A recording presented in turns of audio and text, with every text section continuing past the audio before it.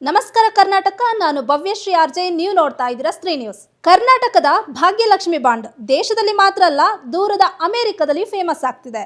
ಇಡೀ ದೇಶಕ್ಕೆ ಭಾಗ್ಯಗಳ ಸ್ಕೀಮ್ ಕೊಟ್ಟ ಸಿದ್ದರಾಮಯ್ಯ ಮತ್ತು BS ಯಡಿಯೂರಪ್ಪ ಸರ್ಕಾರದ ಯೋಜನೆಗಳು ಜನಪ್ರಿಯತೆ ಪಡೆಯುತ್ತಿದ್ದು, ಅಮೆರಿಕದಂತಹ ದೇಶವು ಕರುನಾಡಿನ ಒಂದು ಸ್ಕೀಮ್ ಅನ್ನು ಜಾರಿಗೆ ತರಲು ಮುಂದಾಗಿದೆ. ಅಮೆರಿಕದ ಅಧ್ಯಕ್ಷ ಟ್ರಂಪ್ನ ಕೆಲವು ಯೋಜನೆಗಳಿಂದ ಇಡೀ ವಿಶ್ವದ ಆರ್ಥಿಕತೆಯ ಮೇಲೆ ದೊಡ್ಡ ಪರಿಣಾಮವನ್ನೇ ಬೀರಿತ್ತು.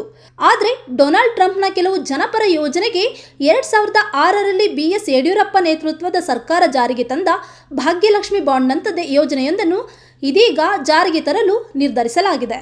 ಕರ್ನಾಟಕದ ಭಾಗ್ಯಲಕ್ಷ್ಮಿ ಸ್ಕೀಮ್ನ ಪ್ರಯೋಜನಗಳೇನು? ಈ ಯೋಜನೆಯಡಿಯಲ್ಲಿ ಜನಿಸಿದ ಹೆಣ್ಣು ಮಗುವಿನ ತಾಯಿಗೆ ಒಂದು ಬಾರಿ 19,300 ರೂಗಳ ಆರ್ಥಿಕ ನೆರವು ಸಿಗುತ್ತೆ. ಈ ಯೋಜನೆಯಡಿಯಲ್ಲಿ ಬರುವ ಎಲ್ಲ ಹೆಣ್ಣು ಮಕ್ಕಳಿಗೆ ವರ್ಷಕ್ಕೆ 25,000 ರೂಗಳವರೆಗಿನ ಆರೋಗ್ಯ ವಿಮೆಯ ವ್ಯಾಪ್ತಿಗೆ ಒಳಪಡುತ್ತೆ.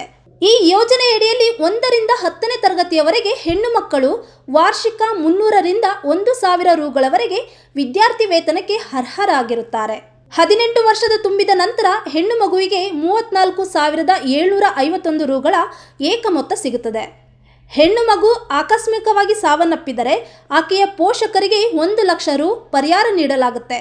ಹೆಣ್ಣು ಮಗು ನೈಸರ್ಗಿಕವಾಗಿ ಸಾವನ್ನಪ್ಪಿದರೆ ಆಕೆಯ ಪೋಷಕರಿಗೆ 42,500 ರು ಪರಿಹಾರ ನೀಡಲಾಗುತ್ತೆ. ಇಂತಹದ್ದೇ ಯೋಜನೆಯನ್ನ ಈಗ ಅಮೆರಿಕ ಸರ್ಕಾರ ಜಾರಿಗೆ ತರಲು ಮುಂದಾಗಿದ್ದು, 2024ರ ನಂತರ ಜನಿಸಿದ ಪ್ರತಿ ಹೆಣ್ಣು ಮಗುವಿನ ಖಾತೆಗೆ $1,000 ಅನ್ನು ಹಾಕಲಾಗ್ತಿದೆ. ಅಂದ್ರೆ ಬರೋಬ್ಬರಿ 85,500 ರೂಪಾಯಿಗಳನ್ನು ಜಮೆ ಮಾಡಲಾಗ್ತಿದೆ.